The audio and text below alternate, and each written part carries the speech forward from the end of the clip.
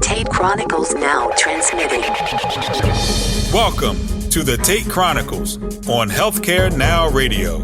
And now, here's your host, Jim Tate.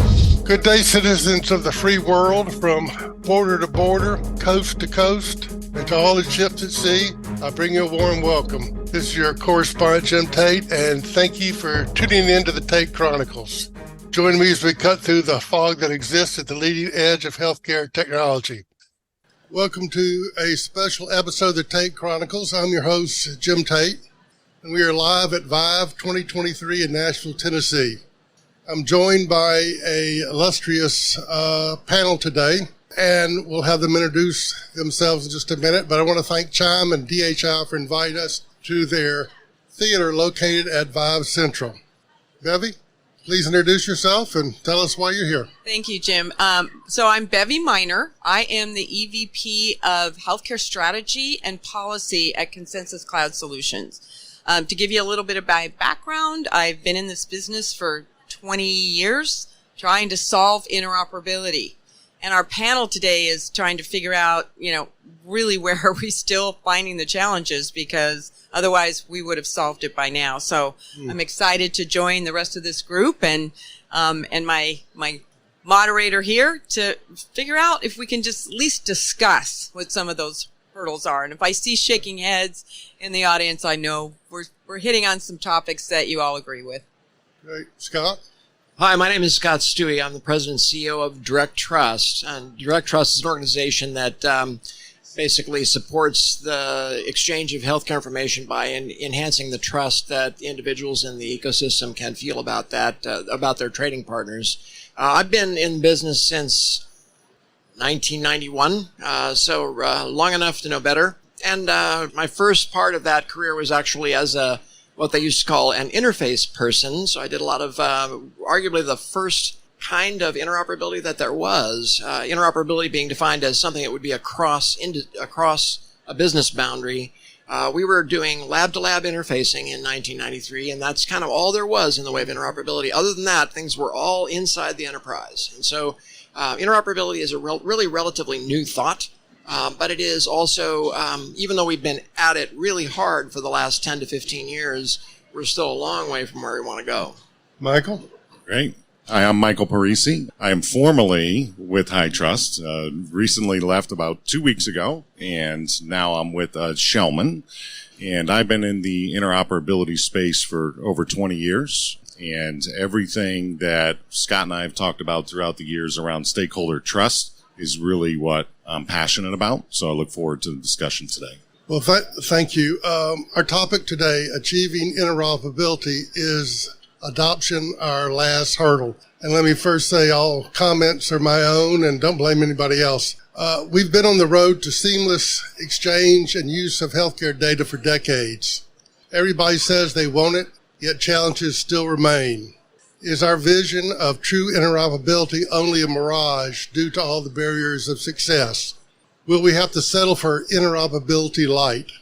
Healthcare information transfer evolved in an environment that was the antithesis of interoperability. This lack of interoperability is systemic and cannot be fixed by technology alone. ChatGPT will not take us to the promised land. So the first question I have, Bevy, is going to be really directed towards you. Can you tell us and talk about some of the inherent workflow challenges that have impeded clinical data exchange over the years? Yeah, I think the way to really think about this is we're all patients in this system as well. And we're caregivers sometimes. So when you think about a patient that is in an acute setting like a hospital, and they move through the system to a skilled nursing facility or home health or assisted living, there's a continuity of care that we have to offer those patients. They deserve a seamless continuity of care. And when that's broken, the health outcomes are broken as well. And so when you look at these workflow challenges, you've got nurses that are sitting there doing data entry. They're not operating at the highest level of their skill set. They didn't get into the business of being a nurse or being a doctor so they could sit and data enter. a bunch of information, a bunch of patient demographics because the data doesn't flow seamlessly. And when that happens, you've got errors because data entry can be prone to errors. You have latency in care. And what we really need to get to is a system that starts to recognize that data will be unstructured. That's not the problem that we need to fix all of a sudden, is that data should be completely structured.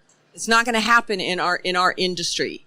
But what we do at Consensus Cloud Solutions is recognize that there's a lot of unstructured data, and through our solutions and our products to be able to enhance and transform that data into a structured type of a format, it can be received at that point of care so that no human has to data enter that. And that really helps with the workflow challenges, because we're also seeing huge burnout because of this problem as well. And that's what I hope we start to achieve, is to get to that kind of a vision. Thank you for that.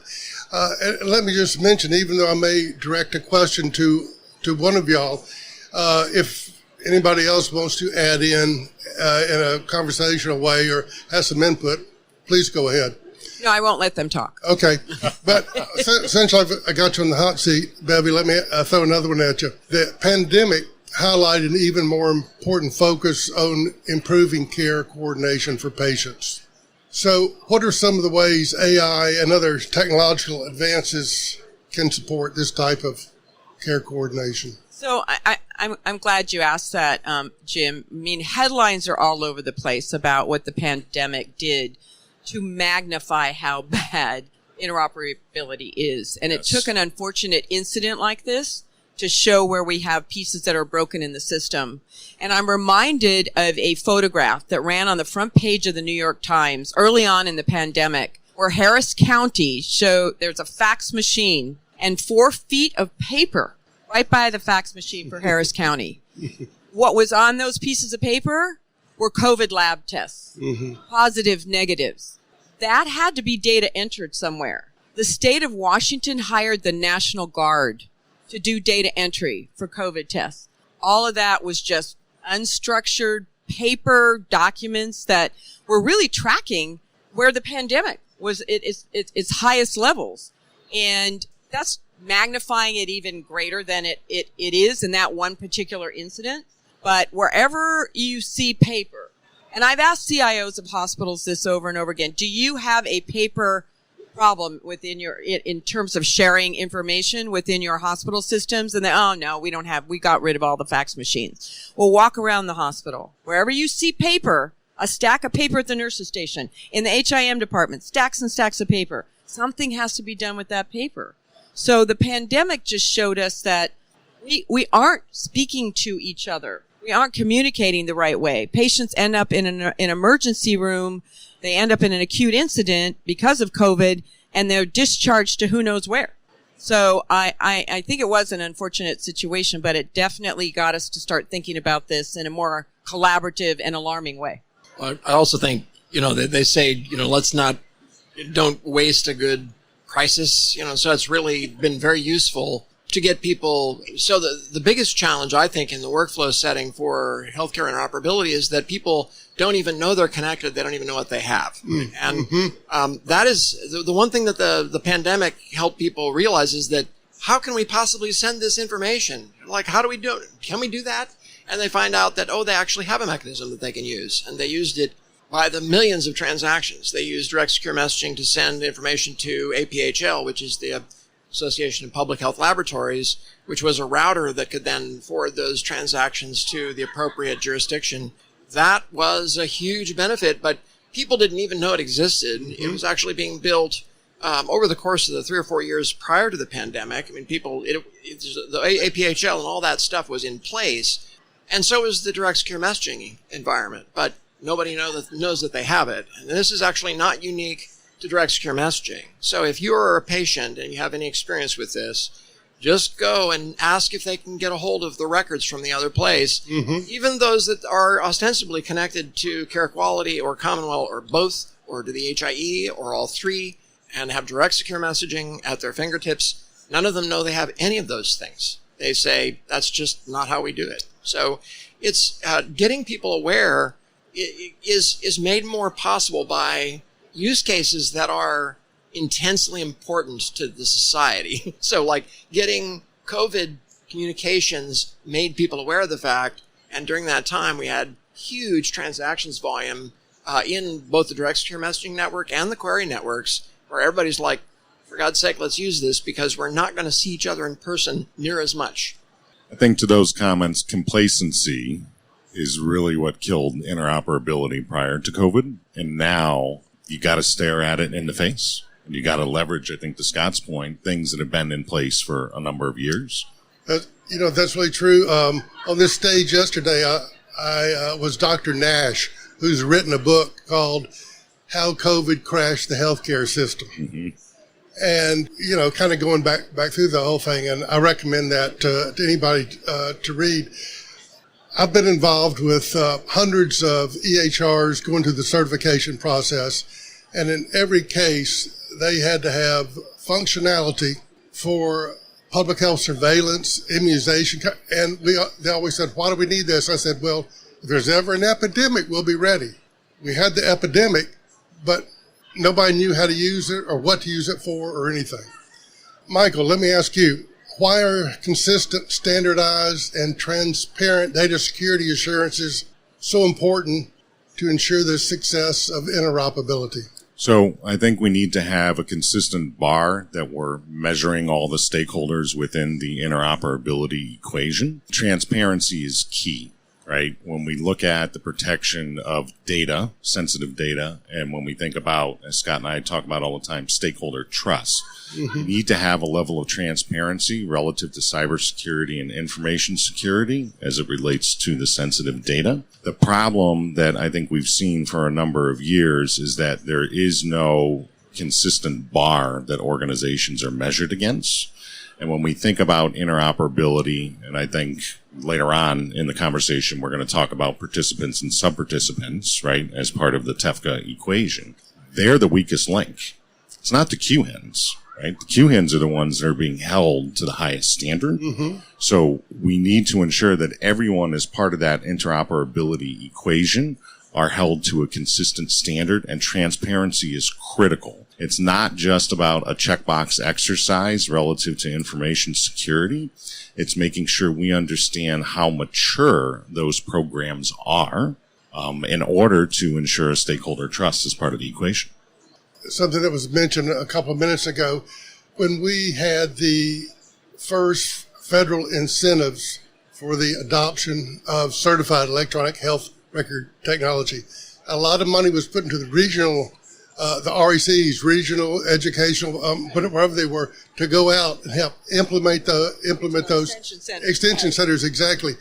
For the interoperability piece, that we don't have that piece. People don't know what they have or how to use it. Well, Jim, I think just to add on to that, we left a lot of stakeholders out during accountable care. We gave the money to the physicians to be able to adopt electronic health records. We didn't consider the skilled nursing facilities, home health.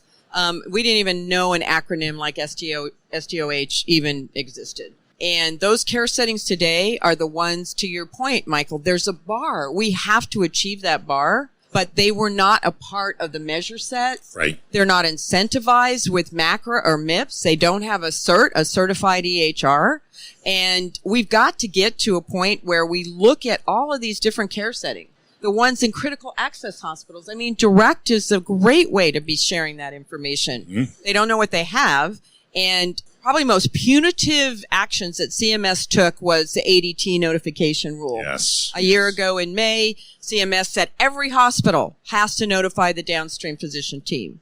And that includes behavioral health. That includes critical access hospitals. And some of those care settings were like, we don't have the technology to do that. Nobody gave us the money to be able to do that. So we've got to figure out how to work with our regulators, our lawmakers, and CMS and ONC to incentivize that universal standard, as well as be able to look at interoperability that can be universal. But it's not going to happen if we don't incentivize those different care settings. So, Betty, I think you're right that there's some aspects of the ADT rule which this is actually not atypical. The government thinks of half of the story. So, the government got very good. So they require that, first of all, they did not specify a standard for the model. So actually, we worked to create a standard that the EHR companies came to us and said, help us, we need to have a standard here for communicating this stuff. So that was done, and that made a difference. But the problem we have is that, in general, the government's really good at telling people how to send things, but the obligation to receive is not present. And so, that you can't have, one hand does not clap. So if you don't have somebody who's actually expecting the message and handling it in a way that will work for their users, a lot of the burden that we see is in that when the certification program was established, there were no expectations around what the end receiving system did with the message that they received. And so, as a consequence, it just was a burden. It just ended up being in their way, as opposed to being something that could be very useful if, in fact, it could get routed to the right person, the person who cared about the message. Most of the messages in the direct secure messaging ecosystem are of value to someone, but the people who are getting them are not the people for whom they have value. So that's a problem we need to address, but the government didn't help because they didn't actually put any standards or requirements on the receivers, only on the senders. So the same thing happened with ADTs. They didn't tell you how, they didn't tell you what to do when you got it. Hospitals had the obligations. Nobody had any obligations otherwise. So that makes it very, very complex.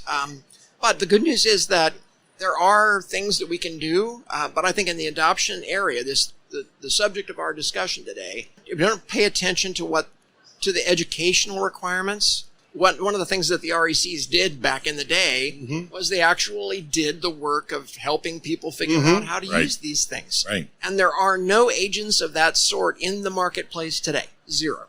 So we try and play that role, but we are a small not-for-profit trade association, and this is a mass market retail problem. There are thousands and thousands of organizations all trying to make sense of this.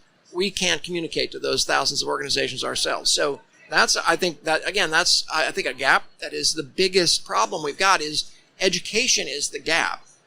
Like the technology is actually there. Right. If you knew how to use it right. in a sensible way and configure it in a sensible way, then it could be valuable. But in the way it is, in many cases, it's not valuable. In fact, in most cases, it's not even visible.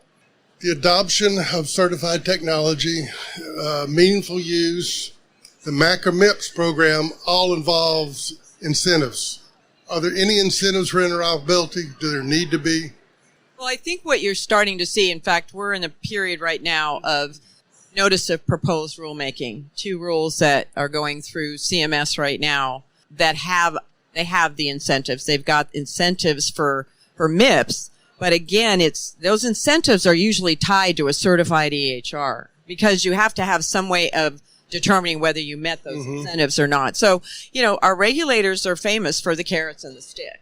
I worked at Allscripts back in the day before we even had EHRs, and I was pushing hard for electronic prescribing. Competition was a pad and a pen. And the physicians didn't realize that just a decimal point could mean life or death for a patient, right? And we gave it away for free at Allscripts until we ended up with incentives that said you will get 2% more reimbursement from Medicare if you do 50% of your prescriptions electronically. Did we see any real movement? Yep. And then when the stick hit, which is you'll have a reduction of 2% of your total Medicare filings, your claims amount, did we see hockey stick growth? So, it's unfortunate, but when you really look at the systems, they operate on very small margins. So pay me more. It's not that it's not an altruistic. Everybody wants the patient to be treated better. But when you're looking at, the ways that systems, hospitals, and other stakeholders need to keep their doors open, either reduce my amount I'm getting reimbursement for, or give me more, and you'll start to see some of those movements. I think the regional extension centers were paid somewhere between $4,000 and $5,000 for each practice that they got for adoption and some meaningful use. Larger practices, maybe more. Scott, where does trust work into all this? Well, I think so. There's several aspects of this trust. So Michael mentioned this notion of stakeholder trust, that the stakeholders need to understand that they're being held to the same bar from a cybersecurity, cyber health standpoint. I think that's one aspect of it. The other kind of key aspect of it is actually identity trust. So trust that you know who you're talking to. Yes. This is actually much more important today than ever before. In fact, I'm personally of the opinion that what we need is a veracity engine. Like, what is it that tells me this is really who they say they are? What is it that told me that, like, I wrote this, that this is a contract that you and I signed, that this is, we have technologies to support this. We do not have adoption of those technologies. So digital signature supports that very effectively. If I want to say that a person is who they actually say they are, there's no reason that you couldn't actually have literally a cross-platform mechanism to say, this is me, as opposed to Meta saying, oh, for $8 a month, you can be, identified on, on the system. Actually, that's not Meta, it's Twitter. But in any case, that whole notion of trust and identity is essential. Today, like for digital identity in healthcare and just actually in general terms, the technologies are available and we're already using them, but the policies aren't in place. So like we use this capability today, log in with Google, this is enabled by OAuth. Okay, so this workflow is what they're talking about TEFCA using for individual access services. And it could work, except that you're in circumstances where you don't necessarily have accounts at both places. You've got records there. You only went there once. You never got a portal account. So in order for that health system to trust this caller who has never even had an account at that system, a very much higher bar around identity has to be established. And that's an element of trust that I feel like is really important for us to figure out. And the identity industry is very, very early. People think of it as being something that we've had for a long time. It's not. This is all brand new stuff, and it's changing really rapidly. So I think that's a big element we haven't talked about. One thing about trust that I wonder about is if a provider 2 years from now turns on that TEFCA faucet, data comes down on a patient, how willing are they to trust that data that comes down? I'll give you an example. Current pharmaceutical insurance coverage, there's a diabetic medication that has a side effect of weight loss. Now, a lot of people go, give me this for weight loss. And so their insurance will cover it. Their provider has to give them some type of diagnosis or pre-diagnosis of diabetes to get coverage. That makes you wonder how much you can trust the data that's coming down. And one other thing I'll say is, and you touched on it a little bit, Scott, that you actually trust that the data you're getting is on the patient you're inquiring about. Yeah. That patient matching aspect. Where are we with that? Is it safe yet to go in the water? It's actually not that unsafe. What Okay. it is right now is just agree. not very. It's not very convenient. So right now we are like you can get an app and get your records today for the most part, actually from any certified EHR. That's actually a thing. It really is. But you got to have a username and password from every single solitary place, so they know it's you. Now, the thing that's, I think, really interesting to figure out with you, the specific question you're asking is, how do you get the patient plumbed into the decision-making process about whether their records are accurate or not? Because that is actually not a thing today, generally. But it happens all the time. Like people will look at their records and say, I never had that procedure. This stuff. And it is actually a real problem. It could be a real problem if your records are incorrect. So getting that trust level up is going to require a patient engagement that today is not really a real common thing. Patients don't engage at that level generally with their health records. They may want to, but mostly they don't. When they're healthy, they don't care. They get really sick. They don't understand their records. They're really complex. So it's the one area where you really get a lot of value is in the places where people are managing chronic conditions. That's when they engage. And those are the ones that are going to say, I never had this condition. That's not even the medication I'm on. Those kinds of things. They're the best equipped to keep the health system honest. And the health system has no mechanisms to go back and check to see if something is correct. I think what's also interesting is that when you look at some of those chronically ill patients, it's the unpaid family caregiver Yes. that knows what exactly happened. And I'd be interested to find out if you really think that helping to solve this problem will be patients' access to their data, because, it's part of the 21st Century Cures Act. It's supposed to have, even payers have to populate these things. What I do like that CMS said is we're not going to prescribe how patients are going to get access. Vendor community, innovators out here, figure out what kind of apps, go on a smartphone, but we're telling the system that they have to populate that data, including the payer. What I'm interested in is, are patients really going to use it? I think the ones that might, and I'm hoping, is because I have been an unpaid family caregiver for, a sick, chronically ill, father, and just trying to get his records so I could help navigate his care was extremely challenging. My dad didn't know what meds he was on. He used to carry a little index card that had all of his meds on it. It was dog-eared and faded, and it was out of date the very next day. Yeah. I saw a new physician. So I'm hoping that at least access to the data will mean that we can help promote it, especially with, the best quarterback for care in these chronically ill patients is the family caregiver. Yeah, I think that's a great point. I think, unfortunately, it's the exception and not the norm, to your point, Babby. People just don't care as individuals, right? They don't understand the data. They don't understand this concept of making sure that it's accurate and complete. I think Scott's point, is spot on. I can't tell you how many times I've heard from people that when you look at their medical records, it's inaccurate. They're being billed for procedures that they never underwent, right? Medications, inaccurate. It shouldn't be this hard. And health systems, back to your point, Jim, around incentivizing, we shouldn't have to incentivize them to deliver accurate care. Well, and if that data is not accurate, then you really can't trust the clinical decision support rules at FHIR. Correct. So, yeah, that's part of it. Well, let's talk about TEFCA.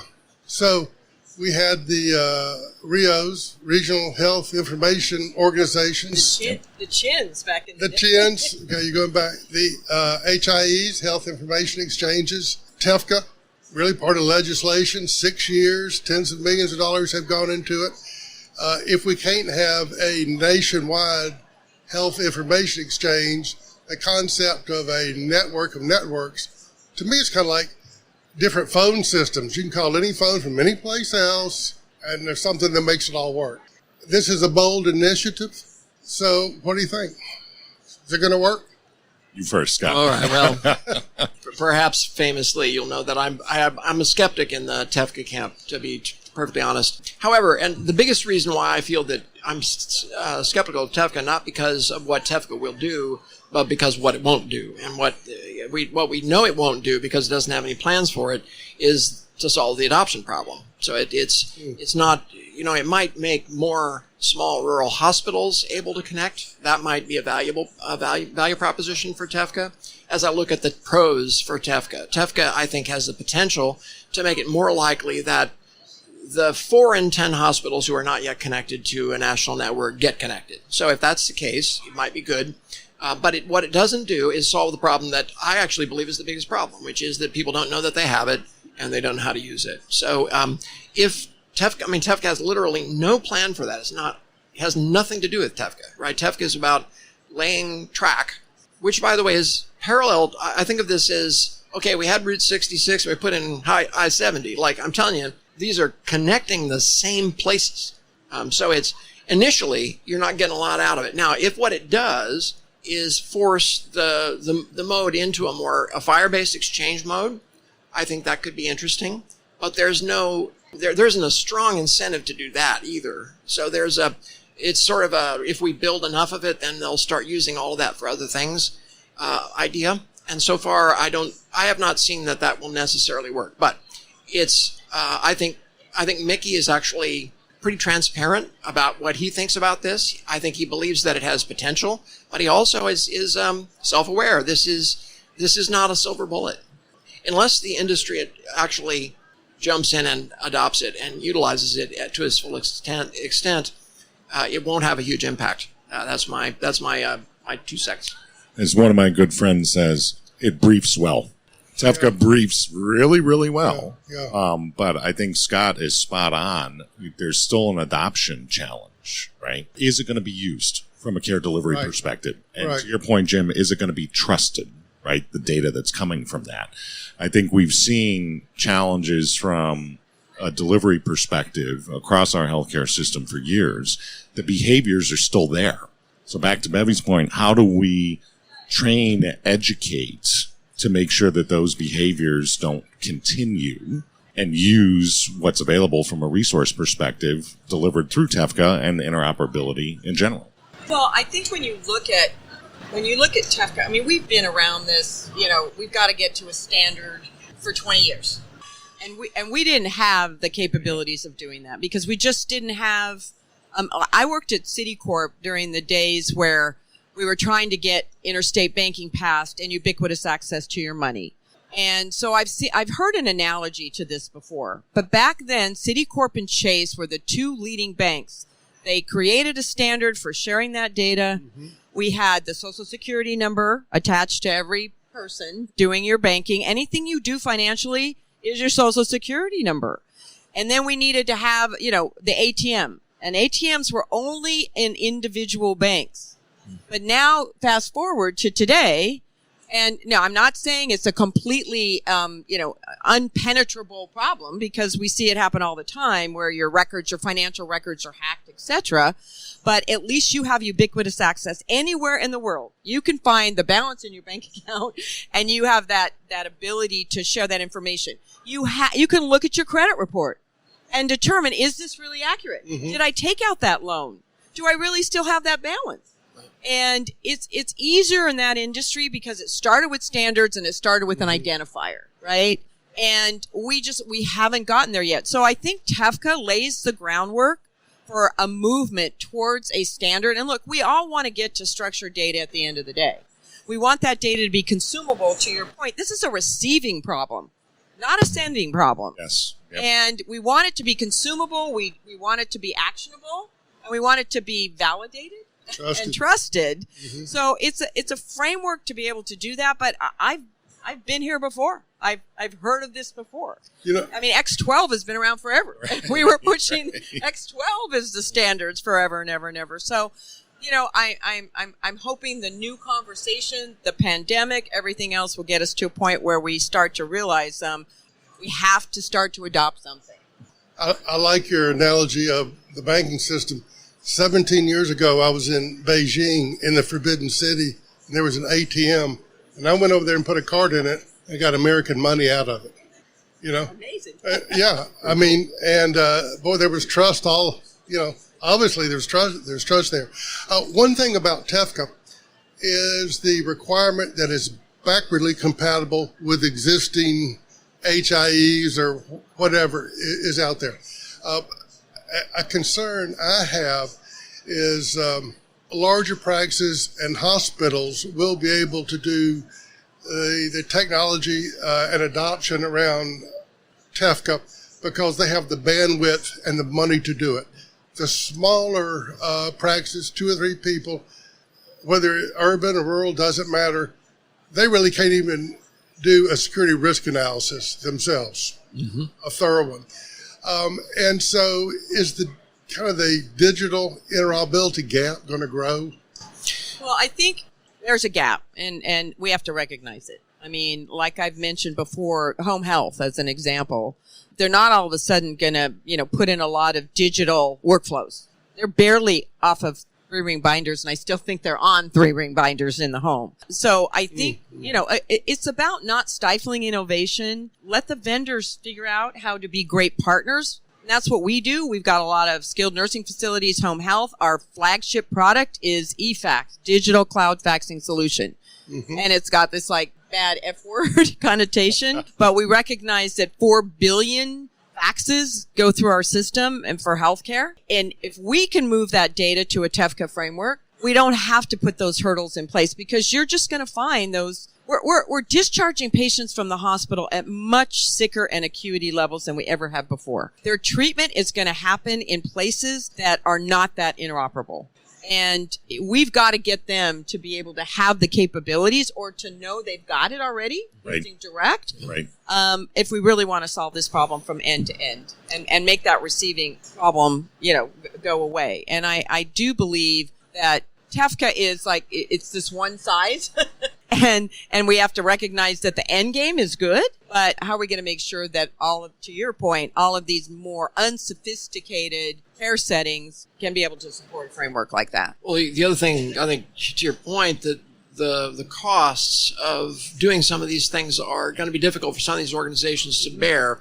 In some marketplaces, I'm aware of activities in New York, for example, where they're trying to figure out for these SDOH targets, these, whatever you want to call it, the community-based organizations. Community-based organizations like food banks and the homelessness management information systems organizations. These organizations are very much smaller, very much less technically astute, have very, very small budgets. So how do you give them enough money that they can do what's actually needed to ensure their participation in a network of networks? I mean, it is really hard to do. Now, you can't.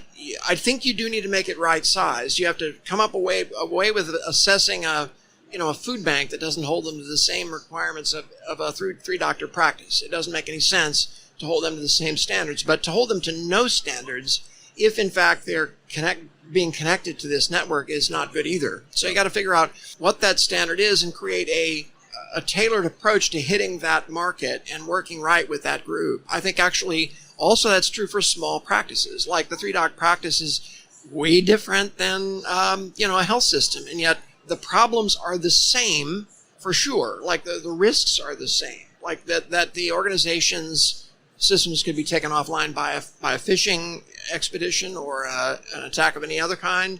And those things are becoming all too common. In fact, healthcare is the number one target for identity theft and for cybersecurity incident because, well, for two reasons. One, they're so ill-prepared. They're like an easy mark. Okay. And then secondly, there's an awful lot of great data there. Like health data is rich. And it's everything that you use to bill, and you have to share that everywhere you go. So all of your doctors have all this information about you that is eminently hackable. And so getting everybody to the level where they're trusting each other is going to require everybody to be at sort of the same bar. So few comments on that. I think when we talk about risk, we need to understand the inherent risk that an organization introduces into the equation. To Scott's point, everyone's going to introduce some level of risk. Some organizations are going to introduce more than others, but there needs to be a minimum bar relative to inherent risk. I think to Bevy's comments, our vendor partners have figured this out. Like if we work with the right partners through inheritance, shared responsibilities, right? Those types of concepts, it's already there. Also, to Scott's point, when you think about healthcare data from an industry perspective, we're really playing into significant emotional events from an individual standpoint. I don't know another industry besides maybe travel and leisure where we're dealing with the highest risk in the world. We're talking about the loss of human life, right? If this data is not protected appropriately and if it's compromised. So understanding the risk and caring about the risk that these organizations introduce into interoperability, the TEFCA equation, is really, really important. And without that minimum bar, I'm scared in terms of what can happen. Yeah, I think that one of the biggest use cases that we're starting to magnify is our whole prior authorization process. Yes. Right? And even in the latest proposed rule for advancing interoperability and prior authorization, CMS is trying to, put a lot of the onus on the payers you've got 72 hours. You have to approve or deny an authorization. And when I talk to my neighbors or at a dinner party and I try and explain, well, what are you passionate about? What are you trying to do? I say, have you ever tried to wait to get your MRI for an ache you have in your elbow? Well, you're yelling at the doctor's office and you're like, why can't I get my MRI? This pain is not going away. And the doctor is frustrated because it's not his problem. It's that he can't get the authorization from the health plan. And the health plans are bogged down. 40% of medical prior authorizations are still a manual process. At least we've got EPA for prescriptions, better. But this is human life. That's a problem. Right. And I have a family member that, waited and waited and waited to get an authorization to see an oncologist, when all the while the only thing the plan would approve was PT. Finally, when he got into an oncologist, authorization to get a chemo bed every single solitary time he needed to go on another treatment for chemotherapy. And this is human life we're talking about. And it's not a problem that the stakeholders are really, they want to solve it. Everybody wants to solve it. The physicians don't want the patient yelling at them. The patient doesn't understand, why can't I get treatment? Everybody wants faster treatment. We know that leads to saving life and better health outcomes. It's the system that's the problem. And whether rulemaking can get us there, or data that needs to be structured so it doesn't have to have data entry, there's a lot of different models that I think have to come together to really solve our prior authorization problem. But at least we're magnifying it more and more and more. And that, if we can solve that use case, I think we can do a lot to advance interoperability. Shouldn't be this hard. It should. Well, so let's talk about the architecture of TEFCA a little bit. So we've got these QHINs, the Quality Health Information Networks. 6 of them have been announced that they can go into the testing phase by the end of the year. Maybe some things more in the pipeline. You only need to be connected to one of them, and you're connected to all of them. It's just like the phones. Underneath those QHINs are participants. Those participants could be healthcare developers. They could be EHR vendors. Could be a bunch of different things. Underneath them will be the sub-participants, who could be the providers. Somewhere in there are the individual patients, because there's the individual mandate. I don't know how that's going to be billed. Is it third parties are going to create apps for me to access? What do you? So the question is, I'm sorry, your question is how are the apps going to be billed? Are there going to be apps for individuals? Well, yeah, apps for individuals are, so separate from TEFCA. Right. Apps are a requirement under 21st Century Cures Right. Already exists. at the very beginning. So in the information blocking rule, that's where that lives, right? And there's actually a fair amount of specificity about what they actually have to do. So they have to, EHRs have to provide a capability, and it's in the certification rule as well now, that they can put up their Fire server and make it possible for apps to get hold of data. Mm-hmm. And that has to be at no cost to the patient. Someone will pay. Says nothing is free. So let's just make sure everybody understands that. Like, you're like, it must be free. Like, nothing is free. Like, so that's, I think, how's it billed? The patient won't pay anything. Someone's going to pay, probably the provider. And so I'm just curious how this is going to work out. So will a EHR vendor select a particular QHIN and then have a TEFCA button in their application? So it will look lots of different ways. The providers are probably not going to connect directly to a QHIN, do you think? It will vary. I think it actually is going to depend on what an EHR vendor does. Right. So, like, if an EHR vendor determines that as an EHR vendor it intends to be a participant in a QHIN, then its clients will be sub-participants. And I think that would be pretty common. That'll be the common case. There's also going to be some unusual circumstances where EHR vendors are actually the QHIN. Like Epic. So, and that may not be. Cerner is going to be a participant. Yeah. Cerner will be a participant under Commonwealth, likely. Yeah. That would be the expectation, or Oracle, as the case may be. But that, I think there will be a fair amount of, even though there's a pattern for how they have to kind of string together, yes, the business relationships will vary. But do you think the Epic QHIN is only going to be for Epic users? No? No, I don't think it will be.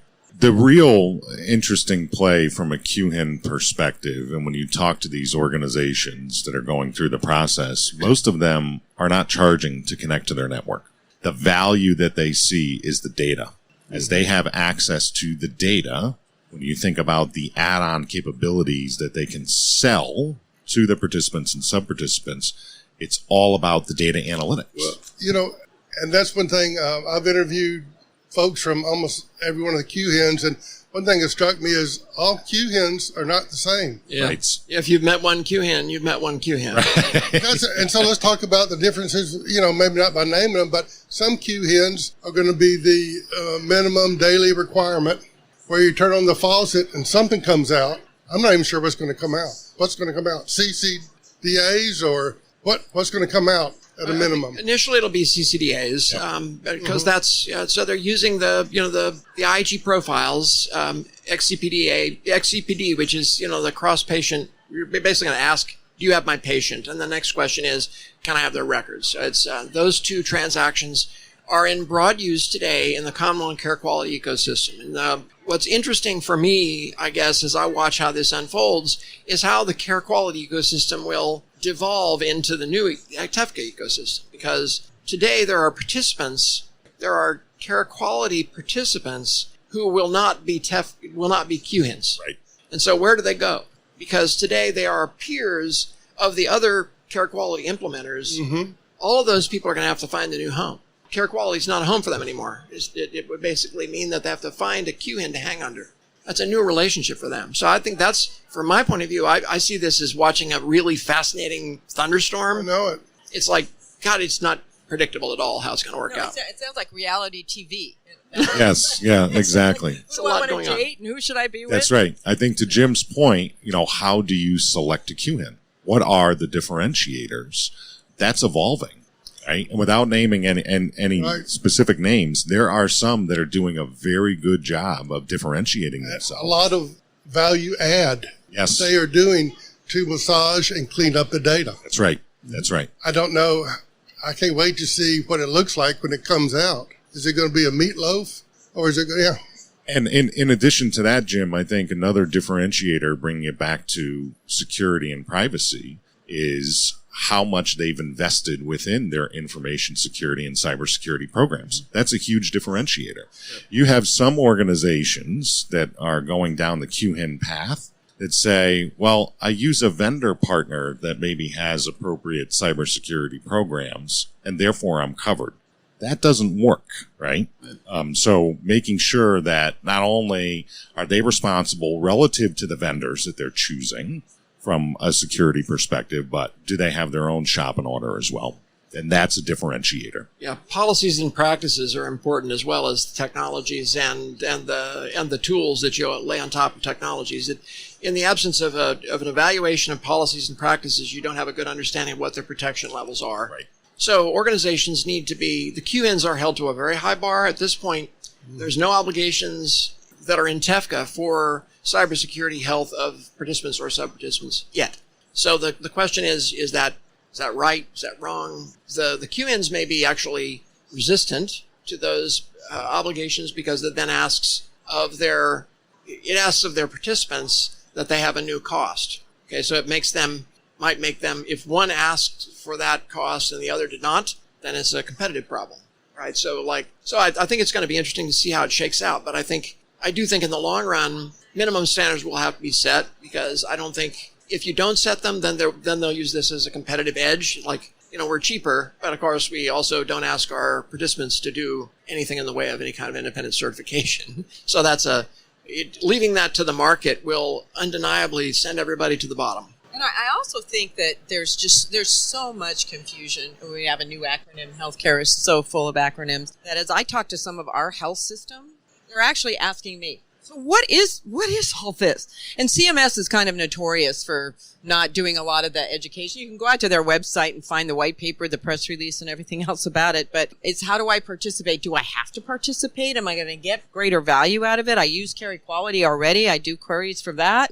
There's a lot of open-ended, questions. And I think also what was pretty telling in this latest proposed rule is that, I don't know, for the advancing interoperability and prior authorization, when there were close to 1,000 comments, nearly all of them said we have to slow down and we have to test and we need implementation guides and we need to have Sequoia do much more to tell us how this is really going to play out. You're talking about, patients' lives in the middle of this stuff. So I wonder how fast it really is going to accelerate unless we get some of those real examples. And, we've got the first 6 I'm glad there's only 6. Let's see what happens in 2024, 25, and 26.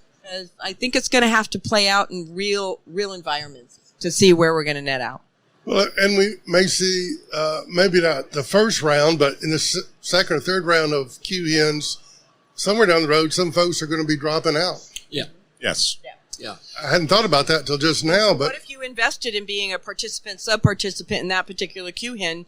Now you have to invest in something else, or where do you go? Well, I think initially they're trying to the RC and the ONC trying to make it possible for this thing to kind of get jump started with no fuel. Right. Okay? So there's by fuel I mean funding. So ONC doesn't have funding for it except to just stand up ONC or stand up the RCE. RCE actually is not in a position yet to charge for it. So at this point in time, it's not yet self-sustaining. So the RCE wouldn't have a way to survive if this is the way it was forever. It can't be. I think that what they're trying to do is let the car get rolling down the hill, and then once it kind of gets rolling, then they can, put gas in the car. Well, hope that the engine's built, but there's no gas in the car. There's literally no fuel for its ongoing action. So I really feel like that's one of the biggest things that is going to be interesting to watch is how they get those gears engaged, how they get that fuel into the tank, and how does it flow? Because it is going to be a very complicated problem. I think the other thing that we'll see, Jim, is non-traditional healthcare organizations are going to enter into this space. Right? For example, when you look at the cloud service providers, I wouldn't put it past Amazon, Google, Microsoft to potentially become QHINs from a data perspective, right? So, obviously we're familiar with the HIEs, the HINs for a number of years now, but this is creating a new market for the tech companies. And a lot of them, from a strategic perspective, a lot of the conversations we have are focused on that because, again, they see the value in the data. Well, then we talked about the fact that there are multiple kinds of QHINs. There are like 3 classes. There are those that are associated with the vendor community, 2 of those. There are those that are associated with the HIE community. There are 2 of those. And then there are those that are, kind of in the nonprofit realm. So that's, the Commonwealth is not of that ilk. They're actually associated with the vendors, right? So I look at that. There are commercial companies that are we have 2 commercial companies that are trying to do this as a commercial venture. In past, this has not been a commercial venture, really. Like HIEs are almost universally 501c3s. So this is going to be interesting to see if it actually produces enough revenue that it would attract someone like that. Right now, it has attracted 2 commercial companies. So it's going to be interesting to see how that shakes out. Well, I think some of the early commercial companies that were going to throw their hat in the ring decided we got to be in V2 because they're commercial companies, they're publicly traded companies. They have to answer to their shareholders about this investment is going to get you what? Right. And the economic model of it hasn't really even played out yet. So I think that's definitely going to be a wait and see. we only have about 5 more minutes. Let me highlight a couple of things that I've heard and learned from y'all today. To move us forward, education on what interoperability is and what tools are already in existence and are about to be in existence are there. There's got to be education. Sounds like it's probably a good idea that there is some type of incentive. Now, I know that their TEFCA access, I'm not sure when, but maybe next year or the year after, is going to be part of one of the promoting interoperability categories. Yep. So that's the beginning of it. But it's always easy for provider organizations to kind of weave and work around those kind of things. So that's not a true incentive. But education, incentives, what else do we need? I think independent certification for the players in TEFCA is going to be important, and establishing a bare minimum bar. Minimum bar. Because that's in the absence of that, the market won't solve for it, because it's not the QHINs will be disincented to offer it or to require it. What kind of certification are you talking about? Adherence to a framework. Okay. That is defined for a specific stakeholder type. So as opposed to no bar at all. So basically, just knowing that they're doing the right things by their cybersecurity requirements, that they're taking the right care of their user experience in terms of authentication and such. These are really important things to manage. And if you have no rules about that, then you're basically saying that the queuing is going to be responsible for that because they have the obligation. Right. That sounds good, but again, they're going to be disincented to do it if it means they have to charge their participants for something that not everybody has to do. Gotcha. And I think, just look at the topic of our conversation today. Is adoption the last hurdle? Well, yeah, of course adoption is our last hurdle, but there's a lot to unpack because what we're asking is for big, huge institutions to change. And we're asking for small individual physician practices to change. And we're asking this whole industry to change. And so we have to get to adoption. But how we get there is really a collaborative, a governance, and it's a framework that, TEFCA isn't the magic bullet to make that happen. So I think a lot of conversation and a lot of tests and a lot of, proof.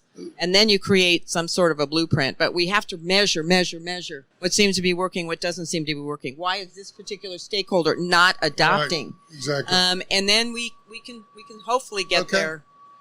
I have hope. Let's just say, I have while hope. I'm still in this business, I can say. And there's a lot of potential. We're almost out of time. Michael, give me 30 seconds. What else we need to do? Validated assurances. That's what it's all about. Okay. Validated assurances is part of the overall ecosystem. I think to Scott's point, QHINs, I think, are going to try to be good stewards within this equation, but there's only so much that they can do from an enforcement perspective around participants and sub-participants. Validated assurances are critical. Well, great. Y'all have taught me a lot today. Bevy, Scott, and Mike, thanks for joining me today. I'd like to thank certainly our sponsor, Consensus Cloud Solutions. Thanks to Chime and DHI for allowing us to use this stage, and thanks to the audience in the theater and on the video feed for joining us. I'm Jim Tate, and thanks for joining this special edition of the Tate Chronicles. You can find more information on this show's program page at healthcarenowradio.com. Until we meet again, here's wishing you smooth sailing and safe harbors. Tate Chronicles transmission ending now.